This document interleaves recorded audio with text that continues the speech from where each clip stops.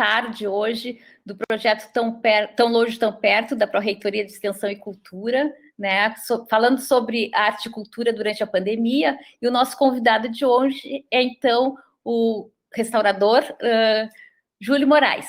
Ele vai falar um pouco da trajetória dele, né, de muitos anos à frente de empresas de restauração, e eu vou ler, então, um pouco do currículo do Júlio, que é extenso, eu só vou fazer uma breve apresentação.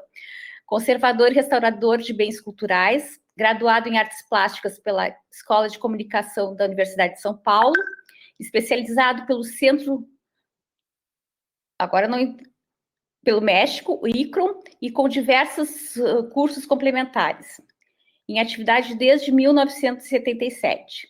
Inicialmente no Departamento do Patrimônio Histórico da Prefeitura de São Paulo e no Museu de Arte Contemporânea da USP. Desde 1986, atua com a empresa Júlio Moraes Conservação e Restauro Limitada, atuando na conservação e restauração de bens de pintura mural, de cavalete, imaginária sacra, escultura, talha, pintura policromada sobre madeira, elementos tecnológicos, históricos, apoio ao restauro arquitetônico, e desde 2012 atua também com a firma Júlio Moraes Consultoria Limitada, especializada na elaboração de estudos, de projetos, apoio e assistência em preservação do patrimônio cultural para empresas, instituições públicas e privadas. Organizador e ex-professor do curso de graduação tecnológico em conservação e restauração da Pontifícia Universidade Católica de São Paulo, autor de catálogos de exposições e publicações especializadas. Então, está apresentado nosso querido convidado de hoje. Há muito tempo eu já queria convidar o Julinho para fazer uma fala conosco, né? Então, a oportunidade surgiu. A gente queria fazer uma fala presencial, mas não podendo, hoje vamos fazer essa nossa... Estamos próximos, né?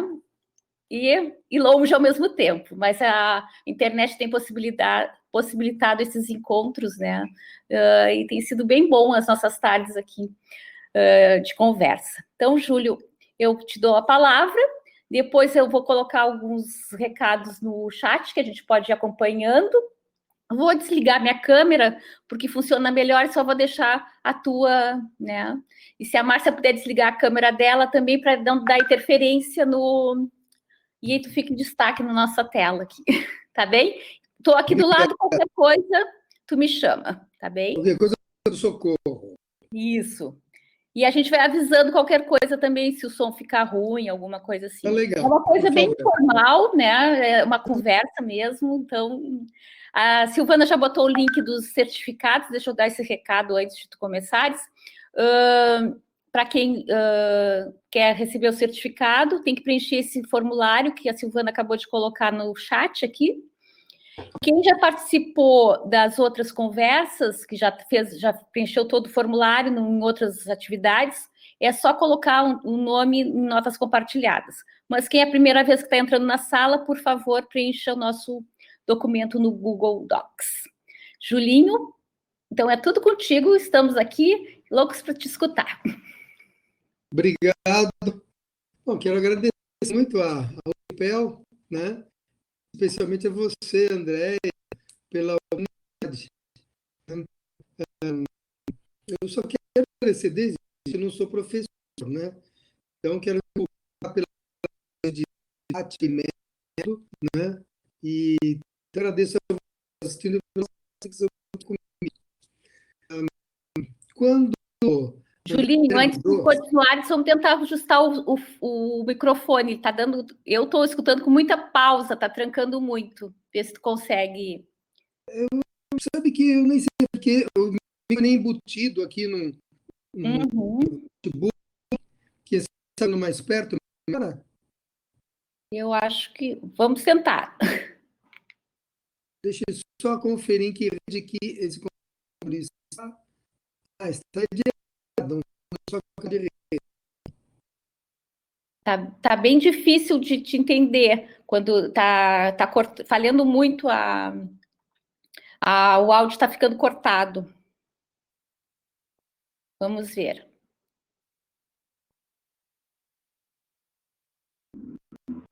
Julinho, tá escutando? Sim, eu estou. Você está me escutando também? Agora melhorou. Melhorou? Ótimo, eu Melhorou. mudei de rede, viu? Foi isso. Tá. Desculpe aí. Pode ligar a câmera. Agora ficou sem câmera, mas pode ligar. Opa.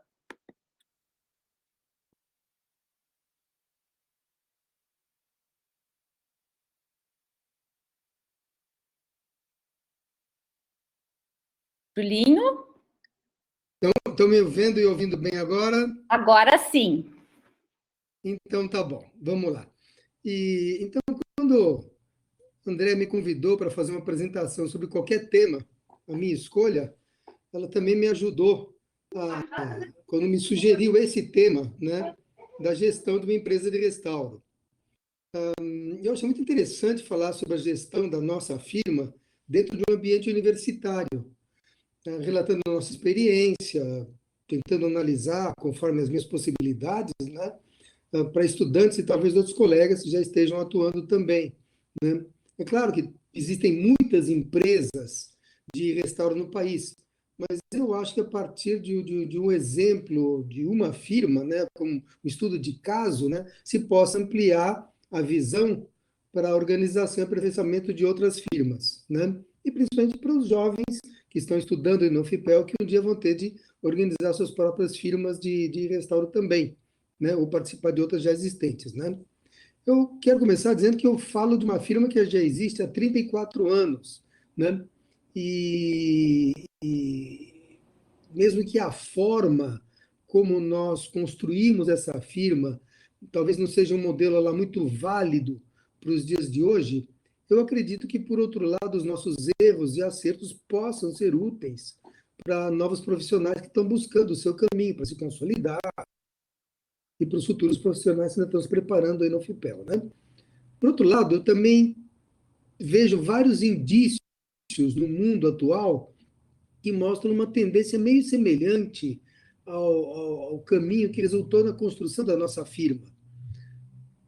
Fenômenos assim como essa febre das startups, agora, né, com todo o grau de ansiedade que eu sinto nessas startups, né, o reconhecimento dos coletivos, se não o reconhecimento legal ainda, mas pelo menos o reconhecimento social, né, e as buscas de outras alternativas de viabilização profissional, tudo isso em meio a reformas trabalhistas muito questionadas, né, mais que questionáveis, né, e outras modificações que o mercado de trabalho, o mundo, toda forma, vem sofrendo. Né? Eu quero reiterar também que estou fazendo apenas um depoimento, vocês, por favor, vejam que eu vou falar somente como um depoimento sobre o percurso de um determinado grupo de restauradores entre a década de 1980 e 2020. Eu falo somente da nossa experiência. Né? Não tenho a pretensão de querer falar, muito menos de conhecer o campo profissional como um todo, e muito menos de propor um modelo de empresa de restauro. Portanto, o que eu disser, vocês vejam com olhos críticos. Né?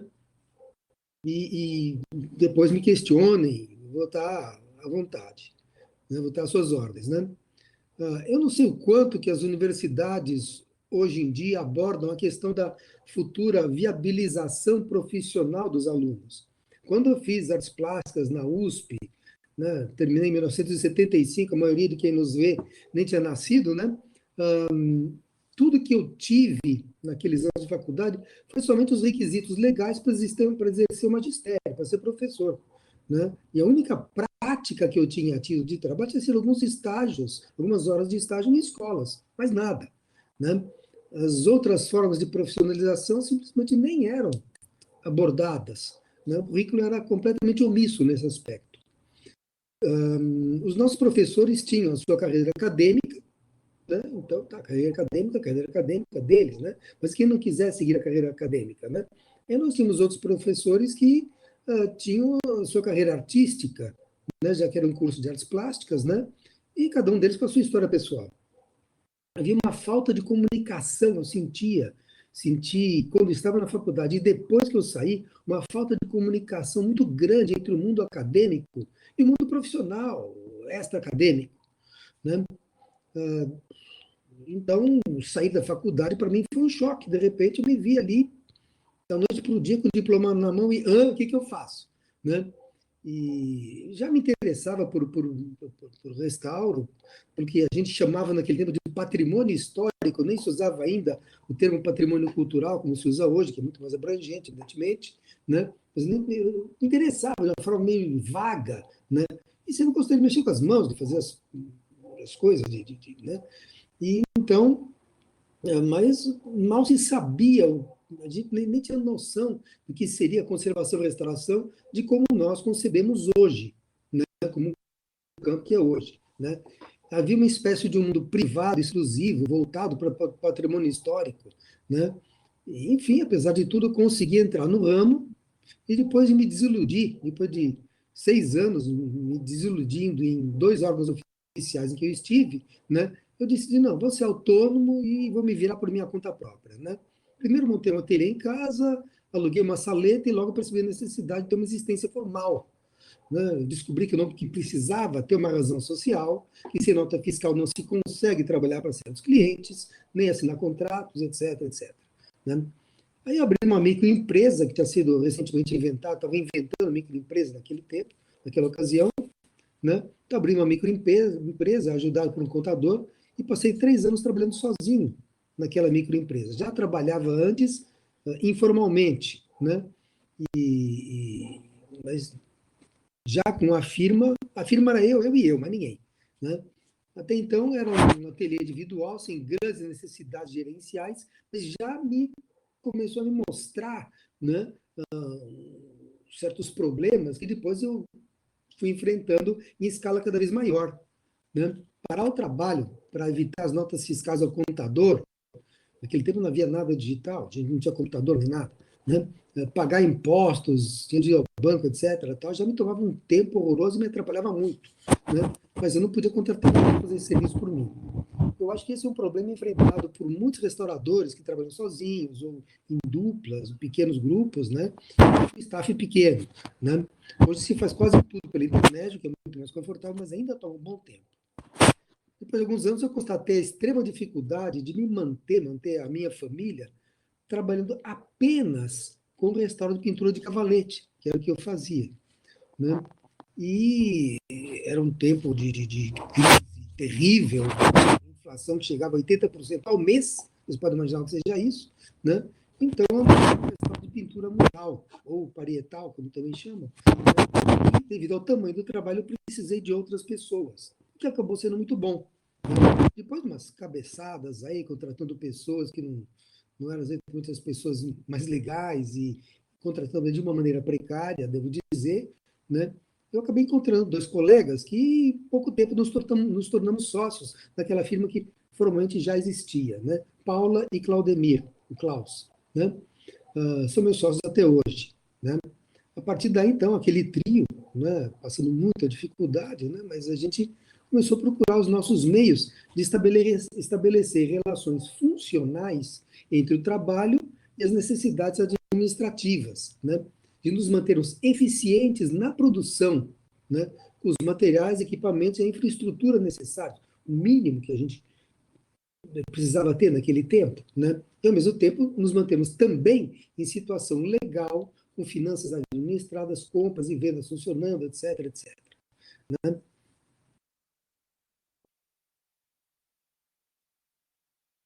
Então, isso leva também a certas características, né, muito próprias da nossa firma, né? A primeira, eu acho que a mais básica e fundamental, e que eu acho que, em termos de quem vê o nosso grupo, por assim dizer, como uma firma, né, é que essa firma, o que define o caráter dela, o funcionamento dela mesmo, né, é que eu e os meus colegas nunca tivemos nenhuma formação em administração de empresas, como eu acredito que a maioria das pessoas que trabalham em empresas de restaurante. Ou seja, eu costumo dizer que a nossa firma não é o resultado de um projeto empresarial, mas sim a consequência indireta, ou, como eu chamo, um efeito colateral de um projeto de vida que nós tínhamos, quando nós nos encontramos, né? E que, para se realizar, para podermos realizar esse projeto de vida, partimos primeiro com a necessidade da formalização legal e depois com a da estruturação de sistemas de gestão do trabalho, né, propriamente dito. Né?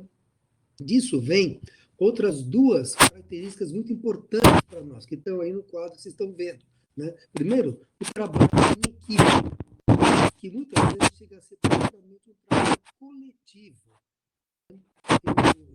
Para mim, eu defino o trabalho em equipe uma coisa e trabalho coletivo como uma evolução do trabalho em equipe.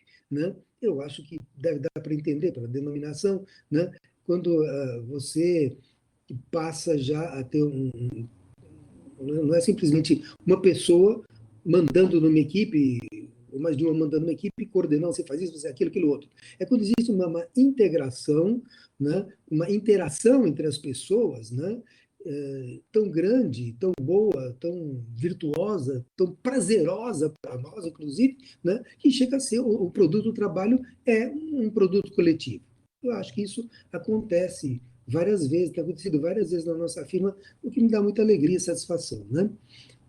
A segunda característica é que nós desenvolvemos métodos administrativos próprios, né? Feitos sob medida para nós, né? Lá com as suas vantagens e deficiências. Né? Vamos falar um pouquinho sobre o trabalho em equipe. Né? A primeira característica é essa, que todo mundo é coringa, todo mundo faz tudo. Claro que a gente sabe quais são as facilidades, as competências melhores de cada pessoa e procura, então, colocá-la naquele momento ou naquela tarefa que lhe agrada mais e que ela vai render mais. Né? Porque quando você trabalha no setor privado, você não tem um salário garantido no fim do mês, né? Você tem de garantir a feira e o pagamento do aluguel. Não tem jeito, né? Então, o serviço tem de sair. Não tem conversa, né? Então, como eu já tinha dito, tá aí o segundo item aí, né? Essa coparticipação que desenvolve um entrosamento, né? Então, é o caminho, esse entrosamento, aquele trabalho em equipe vai criando laços de entendimento entre as pessoas, né? Que acaba criando um entrosamento tal que possibilita depois a evolução para um trabalho coletivo. Né? Outra característica é que facilita a participação sequenciada no mesmo trabalho. Quando a gente já conhece as competências, as facilidades e preferências de cada um, e a gente tem um trabalho muito grande, como a gente pega frequentemente quando tem uma firma com uma equipe grande, né? Então você já sabe, tá, fulano começa preparando aquele trecho de moldura, o outro faz a base de preparação, outro faz a folheação a ouro e outro faz o brunimento do ouro, por exemplo. Né? Então, isso otimiza o proveito da mão de obra, né? E ajuda na viabilização econômica da firma. Né? Esse trabalho em equipe, por que nós escolhemos isso? Né? Porque é inerente a nós, eu, Paulo, a Claudemir e outras pessoas que foram se juntando a nós, né? É inerente a nós enquanto indivíduos, pela nossa personalidade mesmo. Né? Nós preferimos trabalhar em grupo, interagir, socializando, né? E eu acho que é fundamental respeitar esse tipo de preferência. Não que pessoas mais solitárias não possam compor bem numa firma, mas é preciso adequá-las à firma e vice-versa. Né? Isso é inerente a nós três, né? Os três sócios da firma, vamos dizer assim, quem começou o rolo todo, a brincadeira toda, né? Enquanto grupo, pela nossa complementaridade de habilidades e competências. Ou seja, se a gente pensar na firma como um bolo redondo, eu sou um terço, o Paulo é um terço, o Claudemir é um terço. O bolo não existe sem um dos três, não funciona. Né? E ele se completa com os três juntinhos ali, cada um no seu lugar, né? E fazendo o que sabe fazer. Né?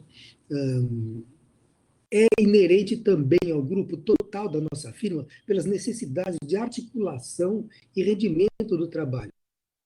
E também pela complementaridade de habilidades e competências entre todas as pessoas. Né? Nós verificamos que assim a firma rende muito mais. Não é fácil, falando assim pode parecer que legal, somos todos felizes, descobrimos, sabe, foi um casamento feliz, fácil, de um monte de gente. Não, não é assim. Né? É sempre desafiador, requer muita atenção, pinta briga, sim, pinta briga, pinta desentendimento, né? Agora, você vê o que você privilegia, né? Claro que nesse percurso esses anos todos, tem muita gente que acabou se excluindo, sendo excluída. Pronto, é uma coisa meio natural, né? E esse aperfeiçoamento sempre resulta de muita determinação, muita constância, né? E às vezes simplesmente não há nem como conseguir, né? Então aí desencana e pronto, né? A gente tem que ver também que às vezes não é que a pessoa não presta, mas a pessoa não se presta ao grupo, mas às vezes tem momento de vida da pessoa, está passando por alguma coisa, sei lá, né? Então isso tem que ser respeitado também, né? Eu sempre prefiro resolver os problemas de desentendimento pela conversa, pelo entendimento, né, 1000 vezes do que pela autoridade, né? É uma coisa que não combina comigo e não me agrada, né? E nas vezes em que foi necessário, que aconteceu, em geral depois acabou resultando mais na exclusão da pessoa. Ela mesma se excluiu ou foi excluída, né, pelo afastamento, né? Mas isso diante mesmo da comprovação de desentrosamento dela com os demais, né? Isso tudo nós criamos métodos administrativos próprios. Se tem algum administrador de empresas, alguém que tenha feito algum curso, né, vai acabar rindo de alguns métodos, algumas coisas que eu posso contar aqui, né, porque vai parecer tosco, improvisado ou amador, né, mas foi assim que nós, bem ou mal, sobrevivemos até hoje e fizemos o nosso trabalho até hoje, né. E o que eu acho que tem de interessante, né, nesses métodos administrativos próprios, né? Primeiro, são modelados conforme as nossas necessidades e possibilidades específicas, né? Então, não adianta eu pegar, como já aconteceu com um consultor que veio uma vez, que estava acostumado a dar consultoria para revendedoras de automóveis e quis implantar numa firma de restauro métodos gerenciais de que eram muito eficientes em revendedoras de automóveis, mas sinto muito, meu senhor, não rolou, não deu, nada a ver, né? Então, esses métodos próprios, nós conseguimos mediar entre as nossas características, as características do nosso trabalho e nossas características como grupo, né? E a da cultura brasileira de negócios, né? Então, eu tenho de negociar com um banco, eu tenho de negociar com uma construtora, né? A gente acabou incorporando esses nossos métodos administrativos, né? Essa flexibilidade, né? Esse entendimento para poder negociar com eles, poder conversar com eles. Não adianta falar com eles uma linguagem que eles não entendam e eu querer ficar irredutível na minha maneira de ser, né? A eficiência desses métodos administrativos é muito variável. De repente, eu não tenho aquele conforto daquele cara que abre um determinado tipo de negócio, uma loja, ou sei lá o quê, né? E segue com aquele trajeto sempre. Não. Tem que estar sempre esperto, sempre de olho, porque o que funciona num trabalho pode não funcionar no outro. Funciona num ano, por outras condições que não são inerentes ao trabalho, são condições conjunturais, né, pode não funcionar no outro ano, né? No entanto, são métodos bastante amigáveis para nós, né? Nós somos capazes de manejar esses métodos, né, sem sermos especializados, né? Quando nós nos demos conta, né, de nós estarmos inventando os nossos métodos administrativos, que nós estávamos estruturando uma firma, nós chegamos até a consultar especialistas, né? Nós vimos o quê? Que os sistemas deles são fechados, né? E nós temos de deformar a nossa firma e a nós mesmos para poder nos adaptar aos métodos administrativos habituais, ou tradicionais, consagrados até por aí, né? E a partir disso, perdi o sentido para a gente. A gente trabalha não é só para ganhar dinheiro, trabalha para ser feliz também, né? Alguns cursos sobre temas administrativos específicos foram úteis, fizemos sim, né? A nossa gerente, a Dália, que queria que participasse hoje, mas infelizmente não está podendo, né? Ela fez alguns cursos, por exemplo, no Sebrae, eu cheguei a fazer curso na Associação Comercial, alguma coisa assim, né? Mas a gente vai adaptando, e então esses nossos métodos administrativos são meio empíricos, sim, né? Aprendidos de fora e associando um desenvolvimento próprio e importado, né, de métodos, né? A vantagem é que nós somos capazes de manejar sem sermos especializados em administração. A desvantagem é que o desenvolvimento de sistemas próprios custa e demora muito mais do que você pegar um modelo pronto, ou modelos prontos, pontuais, né? Tentativas de aproximação, de apropriação de procedimentos pontuais, tradicionais, às vezes funcionam, às vezes não. Nós já tivemos surpresas agradáveis. Contratamos um motorista, alguns anos atrás, um jeito quieto, caladão. Dali um tempo ele começou a organizar coisas. E a organização está ficando ótima. Nós temos 3 depósitos aqui no ateliê, temos estoques, coisas assim. Ele já tinha sido almoxarife de uma grande empresa. Então o cara gosta disso, ele conhece os métodos. Eu falei, esteja à vontade. Para nós ele caiu do céu. Pelo menos um pouco, um bocado daquele problema da gente não encontrar o que procurava, acabou.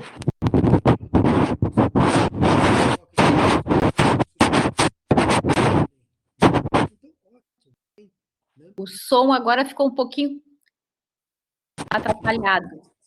Ficou pior? Alô? Está me ouvindo, André? Agora sim. Tá ótimo. Eu acho que eu tinha me afastado um pouquinho aqui. Enfim, é isso, né? A gente tem esses choques. Oi?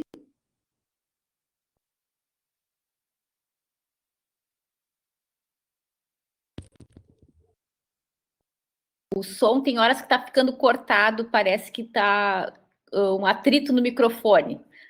Quando tu fala com as mãos, não está batendo no teclado ou no microfone. Pode ser, pode ser.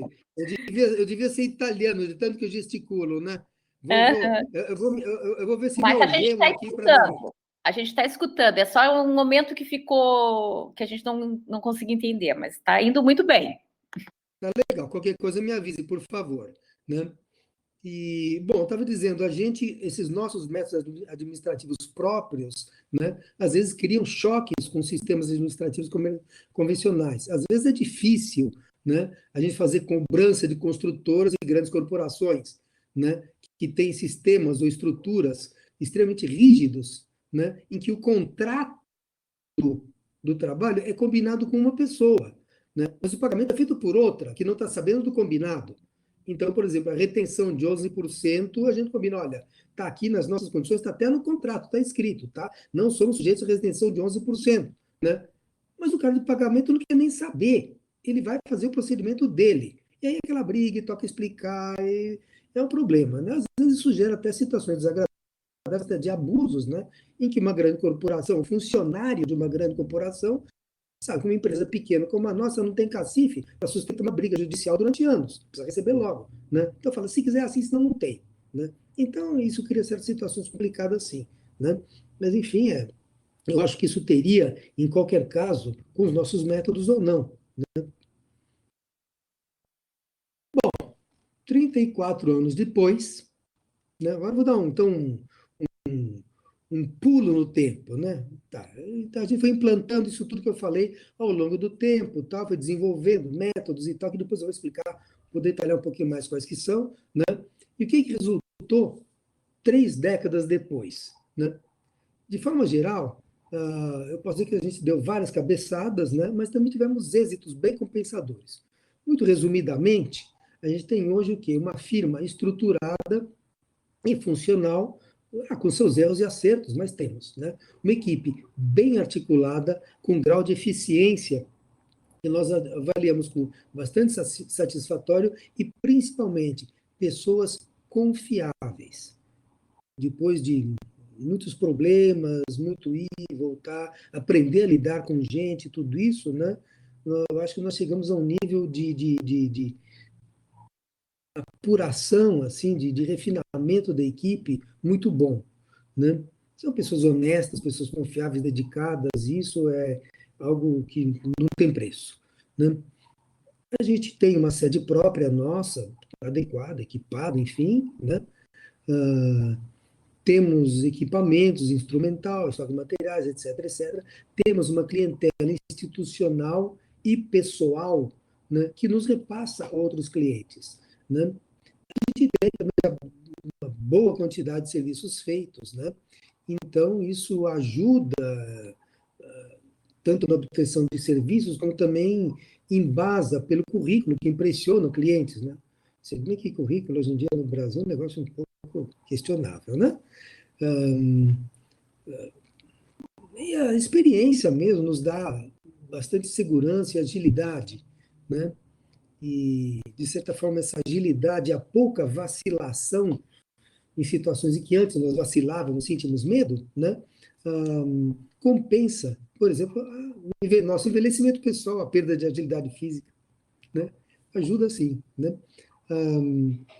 Perspectivas de continuar a firma, né? Tanto pela adequação e seletividade de trabalhos, aceitar ou não, né? Pode ser que a gente continue a firma no futuro ou não, né? Como por uma outra geração que está despontando. Tem pessoas novas que chegaram na firma há relativamente pouco tempo, né? Então, não sabemos se a firma vai chegar a ser passada por outras pessoas ou se vai fechar quando nós paremos de trabalhar, né? Mas isso não importa muito. O trabalho continua, né? Eu acho que de uma forma ou outra a gente deixa um legado, né? Mas a respeito disso tudo, eu queria abrir um parênteses só para contar um pouco para vocês sobre a avaliação de uma especialista que teve na firma durante vários meses aqui, especialista em administração, em avaliação de firmas, né? Ela passou vários meses aqui há poucos anos atrás, né? Ela avaliou, primeiro, que a firma anda ou pode andar sozinha. E, ao contrário do que nós três, que começamos a firma, pensamos, ela pode andar sem nós. Nos causa um grande espanto isso, né? Ela diz que a firma tem estrutura e vida própria, né? E a gente não consegue muito imaginar como, mas se ela disse, então estamos acreditando, né? E ela também se impressionou com o potencial da firma. Nós entendendo que foi desenvolvida, que esse potencial também foi muito desenvolvido graças a esses métodos administrativos e técnicos próprios, né? Mas ela se assustou, por outro lado, com o desperdício de possibilidades de desperdícios materiais, que é uma coisa extremamente difícil de controlar, né? Eu acho que as principais contribuições, caso algum de vocês pense em algum dia chamar um especialista em estudo de empresas, né, para avaliar a firma que vocês tenham, né, as principais contribuições que ela deu à nossa firma, que já estava estruturada muito antes de chegar, né, primeiro ela mapeou sistematicamente as competências de cada pessoa, né, o que melhorou muito a nossa compreensão das possibilidades de todos, né. Um funcionário nosso, que é um auxiliar de restauro, um rapaz que mal sabe ensinar o nome, foi quem teve o maior número de competências. Ele tem 52 competências, né, serviços que ele sabe fazer, que sabe fazer bem. Né, uma coisa impressionante. Né? Não imaginávamos isso. Né? Sabíamos que o cara era bom, mas não imaginávamos isso, por exemplo. Né? Ela implantou também métodos de controle de despesas na obra. No ateliê é muito fácil você controlar. E fora do ateliê? Aí o negócio é mais complicado. Eu estou em São Paulo e a equipe está numa obra a 100, 200 quilômetros de distância. Né? Então, como controlar isso? Ele implantou alguns métodos de controle de despesas, de material, de equipamento. Né? Nem tudo funcionou perfeitamente, às vezes era rígido demais, mas, por outro lado, muita coisa ajudou muito. Né? E também ela contribuiu implantando rotinas de trabalho. Por exemplo, um ritual semanal de segurança no trabalho, de organização da obra, de organização do ateliê. Né? Mas aí, assim, nós já tínhamos tentado fazer isso por nós, mas nós não sabíamos como, nós não temos a técnica, não temos a mãe de fazer isso. Né? Então é isso. Né? Voltando aqui, qual é a situação nossa em 2020? A partir de 2016, nós sentimos um grande refluxo no mercado de trabalho. Né? Houve muitas mudanças de governo desde então. Né? Então, saiu Dilma, entrou Temer, saiu Temer, entrou Bolsonaro, e isso é uma experiência que nós já temos. Cada vez que muda o governo, as pessoas seguram os seus investimentos, seguram os seus gastos, porque querem saber como vai ser a política econômica desse governo, como é que vão me dar dentro disso. Né? Dali a um tempo, as pessoas entendem as novas regras do jogo, e muda mesmo, cada governo muda mesmo, né? A orientação da economia, né? E aí as pessoas, dali a um ano, coisa que vale, ficam mais tranquilas e voltam, o mercado de trabalho volta a se normalizar. Né? No momento, a gente está vendo uma retomada, eu acho que muito também devido à demanda reprimida né, durante muito tempo, né? E o tempo que já decorreu desde a definição da nova política econômica. Concordando ou não, as pessoas entendem o que o ministro da Economia faz, o que ele propõe, né? E as pessoas sabem, tá, então, dentro, se as regras do jogo são essas, eu vou saber me virar assim o assado, né? E podem voltar a investir. Né? Lembrando sempre que investir em conservação, restauro, em conservação de bens culturais é uma coisa que muita gente, muita empresa deixa por último, né? Com prioridade. Né? Quais são os nossos campos de atuação atuais? Esses aí que vocês estão vendo. Né? A gente trabalha nisso tudo. Vocês vão dizer, pô, mas esses caras aí faz tudo. São aqueles caras que dizem que são mágicos e restauram qualquer coisa. Não é. Isso são mais de 30 anos. Eu, pessoalmente, 43 anos já fazendo isso, né? Afirma mais de são 34, né? Em que a gente fez uma coisa, foi aprendendo e outra, e procurando maneiras de associar as nossas necessidades de sobrevivência, né? E de manutenção da sobrevivência da firma, que a sobrevivência dela é a sobrevivência de todos nós, né?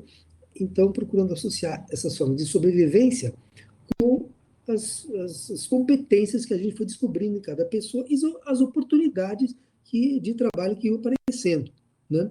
Então, a gente mexe com tudo isso que vocês estão vendo aí. Né? Vocês estão vendo que não é só restauro. Né? Desculpem, tem um erro aqui, onde dá têxteis, organização de acervos, deveria ser 2 itens separados. A restauração de têxteis é um velho sonho da Paula, minha sócia e minha esposa, né, que passou uns 20 anos se preparando para isso, achando que não ia dar conta, e afora o meu orgulho pessoal por ela dá conta brilhantemente disso. Né? Pouca gente faz isso no Brasil, e ele está fazendo muito bem, foi uma grande conquista para nós. Né? Organização de acervos é outra coisa que a gente faz também, particulares, museus, coisas assim. Né? Trabalhamos também com o restauro de bens tecnológicos. Né? Que são bens tecnológicos? No momento, tem 2 imensos projetores de cinema antigos lá atrás, no ateliê. Né? Já restauramos vagões de trem, enfim, centrais telefônicas, coisas assim. Isso é uma coisa que eu tenho interesse pessoal por isso, e contando com o pessoal que a gente já tinha, a gente descobriu que a gente era capaz de fazer isso sim. Né? E que é todo um campo muito pouco explorado hoje, que eu acho que tem muito futuro no Brasil. O Brasil tem uma história de industrialização bastante antiga já. Né? Bom, aí a questão da gestão comercial. Como é que nós fazemos a gestão comercial? Começar a falar um pouquinho, então, mais especificamente sobre como é que nós fazemos as coisas. Né? A gestão comercial funciona assim. Dos 3 sócios, eu faço o primeiro contato para projetos, para serviços grandes. Né? Então, alguém nos procura, não, olha, eu tenho um projeto grande, restaurar uma igreja inteira, um teatro, não sei o que e tal. Isso é para o Júlio. Né? O Júlio tem uma visão, vamos dizer assim, mais voltada para o todo, para o global. Né? Também faço, então, tanto nós desenvolvemos projetos, né? Podemos participar do desenvolvimento de projetos junto com escritórios de arquitetura, o que seja, né? Prefeituras, sei lá, né? E como também para executar serviços grandes. Olha, tem serviço enorme aqui, quer viver? Quem vai ver é o Júlio. Né? O Júlio também faz contatos com clientes e parceiros, também desenvolve projetos, faz essas visitas, como eu falei, e faz a redação e as revisões. Eu quero insistir dizer para vocês que uma coisa fundamental é escrever bem, é documentação caprichada, com bom português, com uma diagramação minimamente apresentável, agradável, né?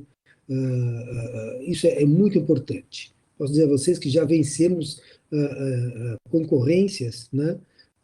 Graças, segundo os clientes nos disseram, graças à qualidade da apresentação da nossa proposta, do nosso projeto, da nossa proposta comercial. Né? Fulano, o teu concorrente mandou uma página mal escrita. Você mandou um negócio, um documento bacana. Então, é com você que eu vou fazer, embora vocês sejam mais caros. Né? Isso passa confiabilidade.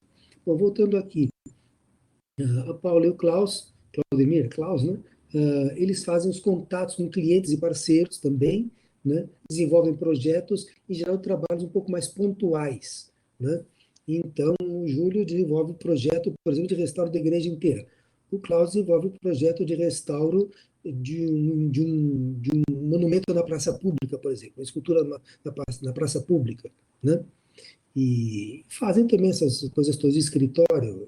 Cada vez mais a gente vai sendo chamado para o escritório à medida que a firma foi crescendo. É chato, porque eu mesmo já deixei de pôr a mão na massa há muito tempo, né? De vez em quando ainda põe, mas é raro. Né? E a Dália, que é a nossa gerente, ela cuida da parte formal, né? Dos contratos, ela nos apoia na elaboração de orçamentos, faz as cobranças e tudo mais. Né?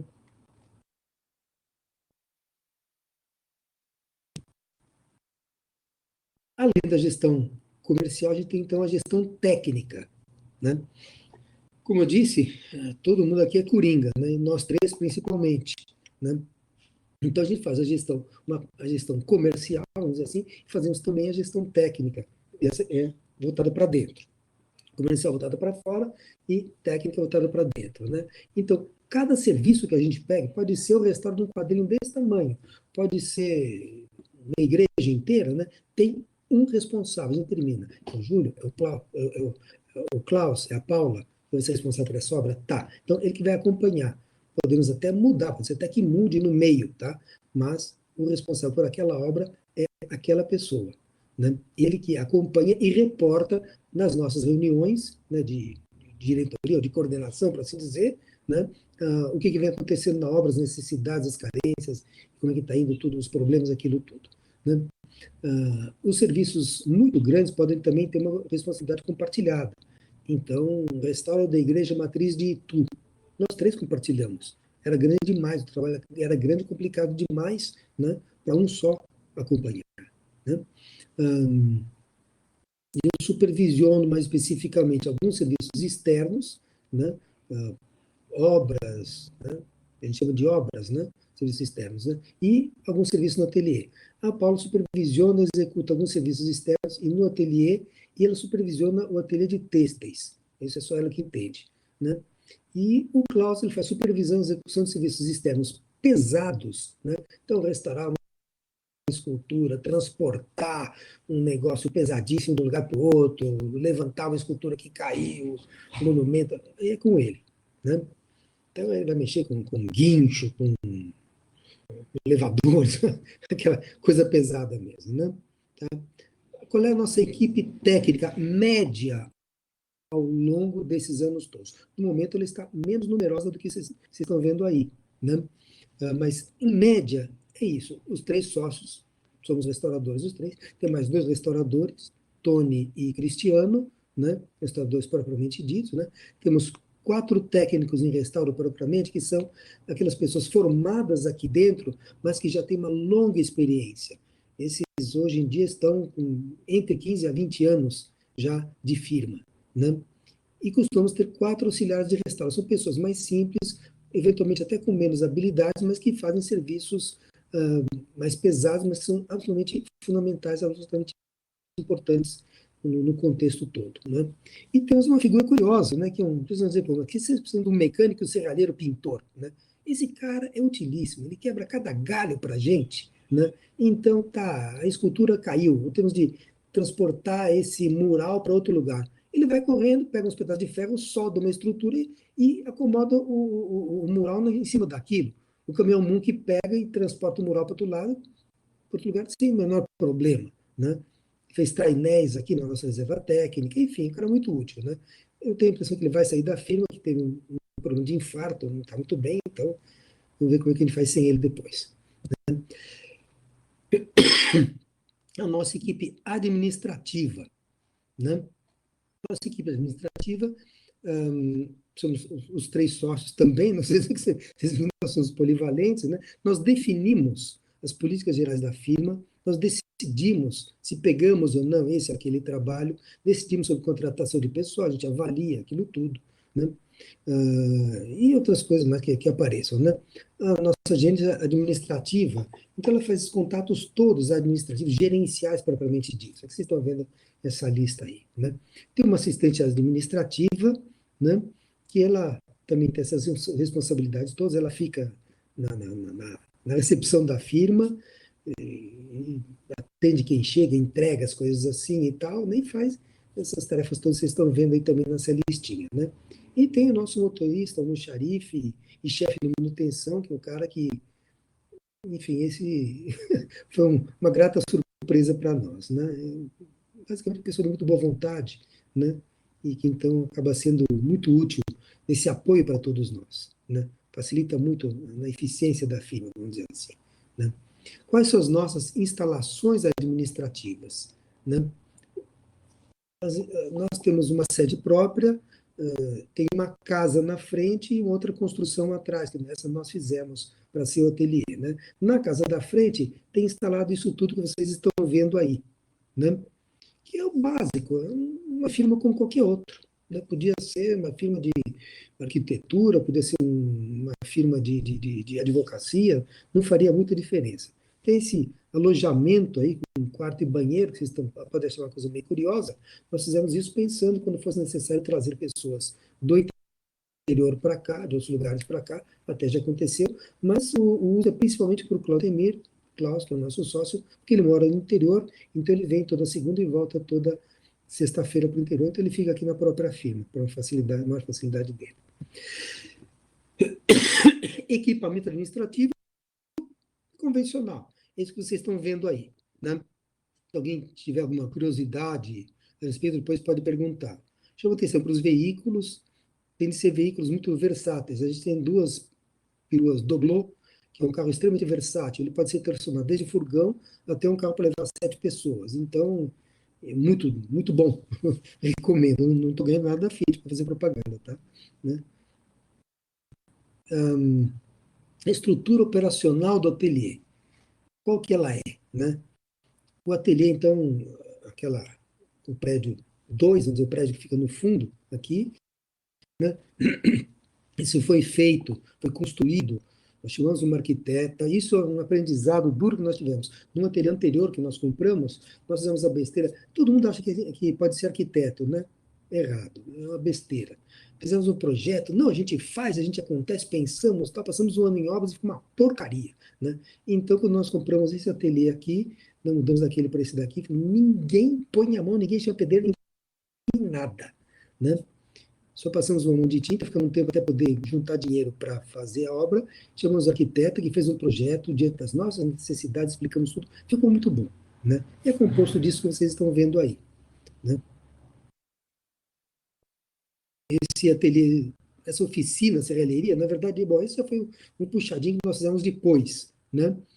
Nós vimos que esse ateliê sujo, oficina, que tinha sido planejado para isso, não estava dando muito certo, porque ele fica junto dos outros dois ateliês, das outras divisões do ateliê, vamos dizer assim. E quando você tem uma lixadeira, uma lixadeira de mesa, aquela poeira vai para todo lugar, que inferniza a vida, não dá. Né? Ou uma serra circular, como a gente tinha lá, ou então uma solda elétrica, é barulho, não dá. Então, fizemos um outro espaço do terreno, um barracãozinho mesmo, né? Com essa oficina e serralheria, né? E a gente faz esse serviço bem sujo. Tem ateliê sujo, que a gente chama, né? Que também é meio oficina, para serviços um pouco mais limpos e que atualmente está funcionando muito como depósito, né? Temos um ateliê de uso geral, né? Onde nós mexemos, então, com restauros mais pesados, restauro de mobília, restauro de equipamento tecnológico, coisa assim, né? E tem um ateliê limpo, que fica no andar de cima, aí é onde você mexe com tela, com material arqueológico também, que às vezes a gente mexe de vez em quando, com imaginária sacra, têxteis também, né? Temos um depósito de produtos químicos específico, isso a lei exige e é altamente recomendável, vamos falar mais um pouquinho sobre isso mais adiante, e temos uma reserva técnica isolada, com mais um sistema de alarme próprio, toda firma tem sistema de alarme, tem dois, né? Climatizada, não, semi-climatizada, vamos dizer assim, né? Eu estou vendo que eu esqueci de colocar aqui um ateliê que nós incorporamos recentemente, que é um ateliê específico para têxteis, né? Então, o ateliê limpo recebe têxteis grandes, desculpem, e esse ateliê pequeno recebe ateliê de têxteis, propriamente, tem todos os produtos específicos para restauro de têxteis. O restauro de têxteis tem de ser muito limpo, né? É difícil misturar com outras coisas. Então, que era uma antiga cozinha, nós convertemos em nesse ateliê limpo, né? Bom, o nosso pessoal técnico qual que é? É esse que vocês estão vendo aí, né? Dos 5 restauradores, quatro, somos nós 3 e mais o Tony, temos essa formação em artes e depois especializações, né? E um foi formado primeiro na firma, o Cristiano, e depois, quando a PUC de São Paulo abriu aquele curso de graduação, ele fez o curso lá. Eu tenho a impressão que ele poderia ter dado aula em vez de fazer o curso, mas fez, foi um ótimo aluno enfim, sempre os cursos são muito bons para poder sistematizar, né, e preencher lacunas de um conhecimento que você eventualmente já tenha, né? Acho que no caso foi dele, foi mais assim, né? Os técnicos e auxiliares de restauro são formados na própria firma. A gente pega, em geral, são pessoas com um nível de instrução bastante baixo, né? E vocês vão perguntar, mas por que vocês pegam essas pessoas? Porque é mais barato? Não, também houve momentos em que era assim, né? Mas não é só por isso não, né? Nós descobrimos que começamos assim, pegávamos muito estagiário de faculdade de arquitetura, faculdade de artes e tal, e era um pessoal complicado, frufru pra caramba, né? Ai, não vou subir no andaime, ai, não, esse trabalho me dá alergia à poeira, aquilo tudo, né? E quando você pega um peão de obra, o cara não tem frescura. Ele sobe na torre da igreja, ele desce no porão, ele faz trabalho limpo, faz trabalho sujo, e pronto, né? Os caras estão acostumados, não é questão de explorar, nós fazemos isso, tá? Nós entramos em muito forro de igreja velha, cheio de cocô de pombo morto, aquele horror todo, né? Cansamos de fazer isso, né? Balão com cocô de rato, e não tem problema, né? Só que tinha um certo pessoal que complica com isso, tá? Tudo bem, né? São pessoas que podem ser muito adequadas para restauro em ateliê. Não gosta, não tem pecado nenhum o cara não querer subir no meio do coco de pombo lá no forro da igreja, né? Mas se a pessoa se dá melhor no ateliê, então o ateliê, no nosso caso, não serve, né? Então, essa gente toda, nós reparamos assim que as pessoas de origem rural são as melhores. Aí eu digo que nós devemos muito ao estado da Bahia, né? A grande maioria deles são baianos, lá do interior da Bahia, porque é uma gente que viveu ainda a infância, a adolescência, num meio em que eles tinham de fazer tudo com as próprias mãos. Isso lhes deu uma habilidade, mais que habilidade, uma manualidade muito grande, né? Todo mundo é registrado em carteira, tudo isso é emprego formal, não existe atividade informal aqui, isso é muito importante, né? E é direito das pessoas, né? Eu fui explorado na minha vida lá atrás, né? Entendi, então não vou explorar os outros, né? Aí é questão de fazer as coisas direito, né? Tá? E conforme aparecem necessidades, possibilidades, você vai oferecendo cursos. Então, uma casa de fibra de vidro aqui perto oferecendo curso de moldagem. Foi o pessoal fazer lá, foi ótimo para eles, né? E existem todas as dificuldades habituais de gestão de pessoal. Não é privilégio de ninguém, né? Eu estou um pouco preocupado com o tempo, Andréia. Estou ultrapassando muito? Não, a gente depois abre para o debate um pouquinho, mas continua, termina a tua fala e a gente abre para o debate. Fizemos uns minutinhos de debate. Tá Ainda tem ótimo. 10 minutos, tá? Tá legal, vou procurar correr um pouquinho aqui, tá? Então, olha, a gente também faz muitas parcerias e consultorias, tanto de lá para cá quanto daqui para lá. Às vezes o arquiteto nos chama, o engenheiro nos chama, às vezes nós o chamamos, né? Ou seja, nós, através disso, ampliamos a capacidade da nossa empresa. Aquilo que a gente não sabe fazer, né, a gente sabe fazer uma parte, né, a gente chama outro para completar. E eles fazem a mesma coisa. Né? O arquiteto, olha, eu vou fazer um projeto de restauro desse edifício antigo aqui. Tem pinturas murais aí, mas eu não sei prospectar. Nós prospectamos, damos um relatório para ele e sugerimos a intervenção de restauro, se ele quiser. Pronto. Né? Participamos do projeto também. Né? E por aí vai. Né?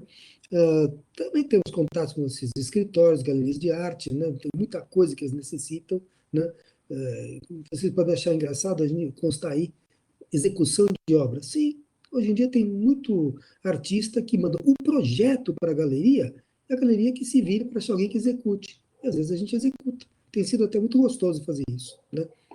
Nós já tivemos uma marcenaria própria, não valeu a pena, foi um prejuízo muito grande, fechamos a nossa marcenaria e temos parceria com 2 marceneiros. Né? Um mais um perfil de trabalho, outro mais outro perfil de trabalho, e assim vamos indo muito bem. Né? Temos o fornecedor de andaime, que nos fornece há quase 20 anos, faz os andaimes mais geniais, mais perfeitos e elogiados que existem, né? E temos também a consultoria permanente para a segurança no trabalho. Isso é fundamental. Né? Questão de abertura e funcionamento da empresa, né? Legalização, vamos dizer assim, da empresa. A abertura não está muito bom aí. Né? A gente tem tudo isso aí que vocês estão vendo. Não vou ficar lendo, porque todo mundo sabe ler, né? Vocês podem ver aí, né? Alguma dúvida, eles me perguntem. Né? É aquela coisa toda que toda empresa tem de ter. Toda empresa que for tem de ter tudo isso daí. A opção pelo Simples foi a nossa opção, né? Que é uma maneira enfim, de optar pela maneira de tributação, né? E no nosso caso foi aconselhado pelo contador, nós achamos mais fácil, mais eficiente para nós, mais conveniente, né? O funcionamento da empresa exige essas coisas, né? Que vocês estão vendo aí, né? Então tudo isso faz parte da rotina da nossa gerência administrativa, manter tudo isso daí na página anterior e isso daqui em dia. A Dália trabalha muito, posso dizer. Uma coisa muito importante é isso que vocês estão vendo aí, segurança e medicina do trabalho. Né? Implica em toda essa papelama e cursos e providências que vocês estão vendo aí embaixo. Né? Isso não é brincadeira. Isso é muito sério. Você pode ter um ateliê pequeno, né, que você está sozinho, né? Ou você pode ter uma firma 10 vezes maior que a minha. Você tem de ter tudo isso. Para a tua conveniência, para a tua segurança e de quem trabalha contigo. Não abra mão disso nunca. Vale a pena pagar. Utilização de produtos químicos. É aquele eterno problema que quem está no ramo já sabe. Né? Você tem que ter um depósito específico para esses materiais, todo feito segundo as normas legais. Então, ácido não pode ser prateleira de metal, tem que ser prateleira de madeira. Não tem de estar junto com o resto, tem que estar separado. E, sei lá, um monte de coisa a mais. Né? Tá? Temos de ter esses três certificados, as 3 licenças que vocês estão vendo, dos da Polícia Civil, pelo menos no estado de São Paulo é assim, né? Dos da Polícia Civil, uma da Polícia Federal, e está faltando uma quarta, que, desculpem, esqueci de pôr, que é do Ministério do Exército, né? Dependendo do que você vá ter. Se você tiver tretanolamina, que a gente usa em quantidades ínfimas, tem de ter licença do Exército, porque é usada em fabricação de explosivos. Nada a fazer. Para a gente poder ser contratado pelo poder público, poder concorrer em editais, convites, licitações públicas, né, tem de ter, no mínimo, isso tudo que vocês estão vendo aí. Desculpem, alguma coisa aconteceu que não completou o governo do Estado de São Paulo. Né? A gente tem de ter um documento chamado CAUFESP. No Rio Grande do Sul deve ser outro nome, mas deve ter um nome equivalente, deve ter um documento equivalente. Né? Bom, eu vou agora para a última parte. Né? Uma outra questão que todo mundo tem problema quando trabalha com restauro. Você tá, no primeiro dia que você vai trabalhar por tua conta, você sozinho, você fez o teu ateliêzinho no quarto de empregado do teu apartamento. Né? Você já vai ter assim, creio que é orçamento. Né? Como é que nós montamos a nossa planilha de orçamento? Nós calculamos os custos da mão de obra da equipe, de cada pessoa. Quanto é que custa fulano, ciclano, beltrano, sultano, né? Tá? Quanto é que custa a mão de obra diária dele? Quanto esse cara custa por dia? Né? Computando o salário dele, o 13º, o adicional de 1/3 de quando ele tira férias, o vale transporte, tudo. Né? Tudo. Os encargos sociais, FGTS, tudo. Quanto é que esse cara custa para nós, para a firma, e quanto ele vai custar para o cliente. Isso eu já sei como é que chega, como é que faz. Né?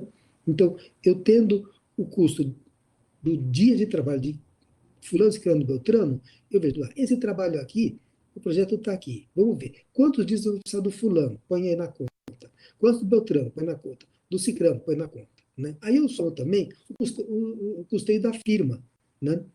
Na verdade, já vai embutido, né, proporcionalmente, né, dentro do custo da mão de obra de cada pessoa. Né? Os custos de administração, contabilidade, isso tudo vocês estão vendo aí, essa lista toda. Né? Tá? Então, tem de levantar quanto é que a firma gasta nisso, né?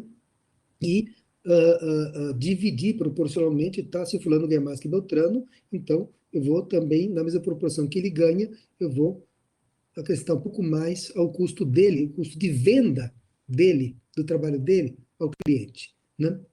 E depois, aí, em cada caso, né, o que seja necessário naquele trabalho, né? O material, né? Então, se eu vou folhear uma grande moldura a ouro, o custo do material vai lá para cima, né? Se é só uma pinturinha mural decorativa, o custo do material é muito baixo, né? Proporcionalmente à mão de obra, por exemplo, né? E o que mais precisa, né? Andame, essa coisa que vocês estão vendo, né? Tem que ligar para o hotel lá na cidade onde fica, você vai ficar alojado, você pode negociar com o teu cliente, olha, se o senhor tiver um apartamento desocupado na sua cidade, o seu custo vai diminuir muito, porque alojamento no Brasil custa muito caro, né? Alojar equipe em hotel é sempre um problema, é sempre uma roubada. Procurem evitar. Vai restaurar a igreja no interior? Pergunta para o padre se dá para ficar na casa paroquial, se ele tem um quartinho a mais lá para você ficar, né? Por exemplo, né? E, no final de tudo, os custos de BDI, que é o lucro da firma, né? E outras despesas que a firma tem, e os encargos de nota fiscais, não esqueçam disso, os impostos, né?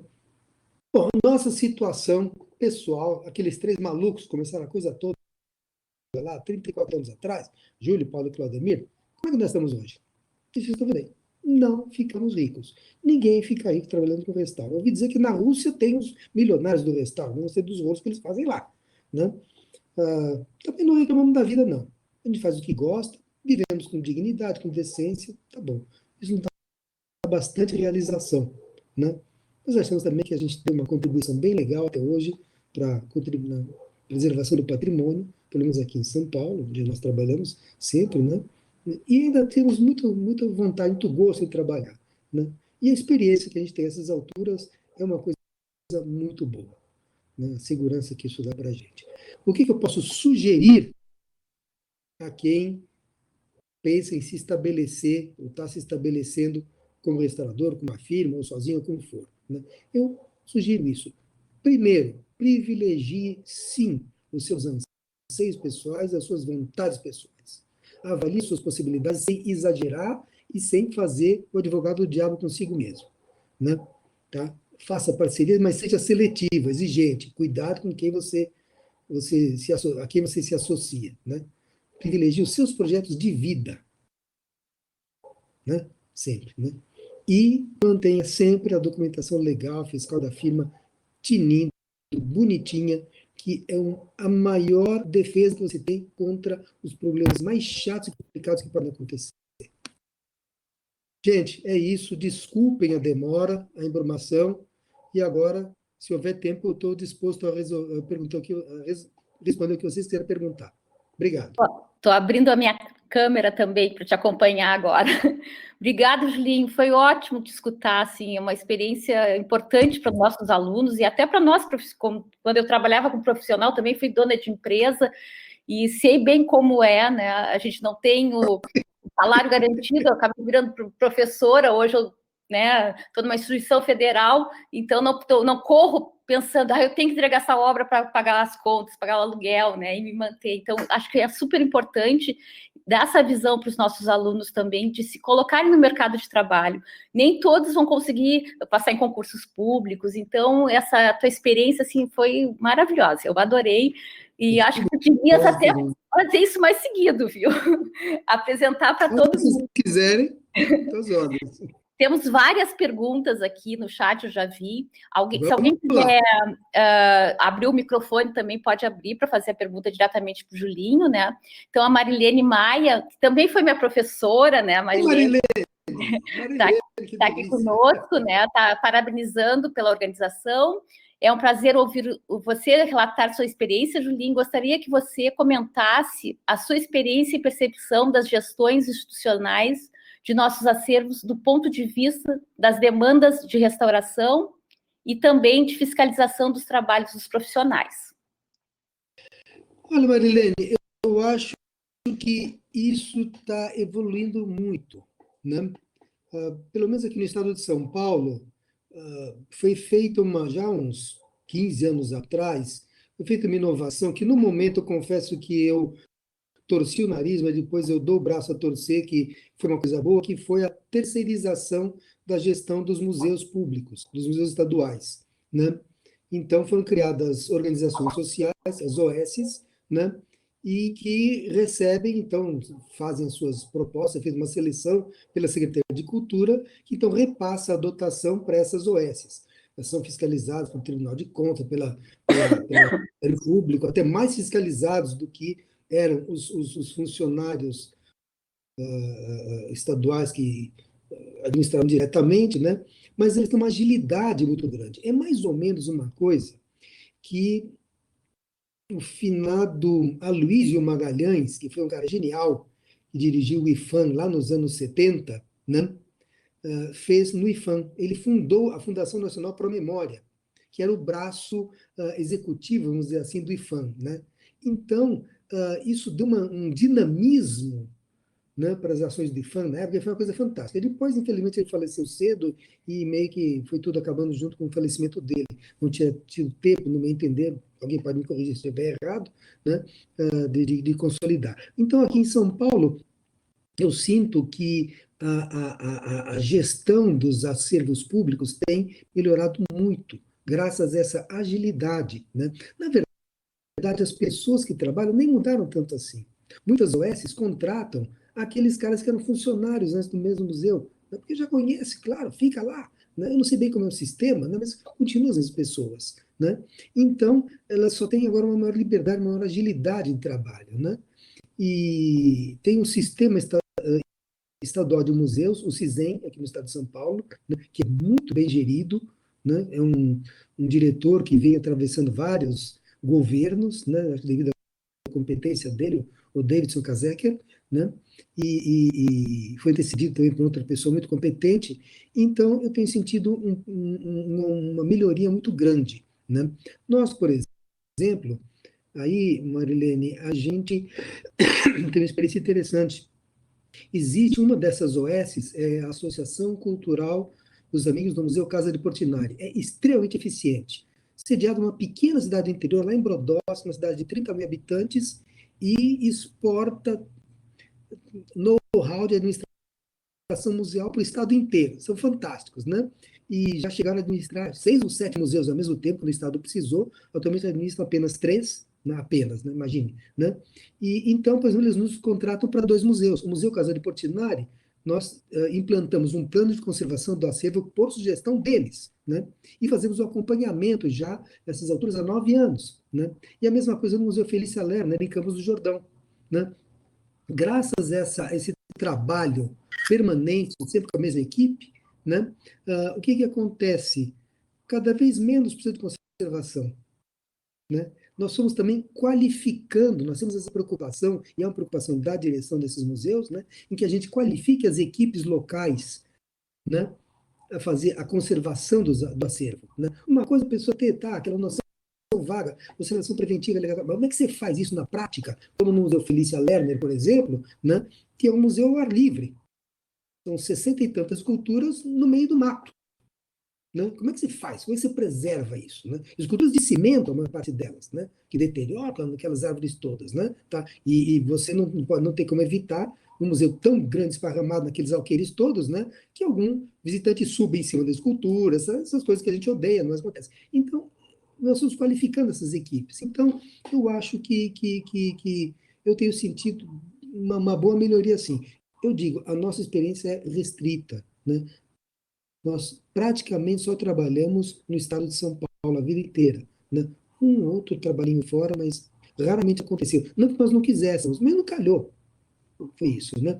Desculpa, a Marilene tinha feito uma pergunta em 2 partes, né, Andréia? Não sei se eu respondi direito tudo que ela perguntou.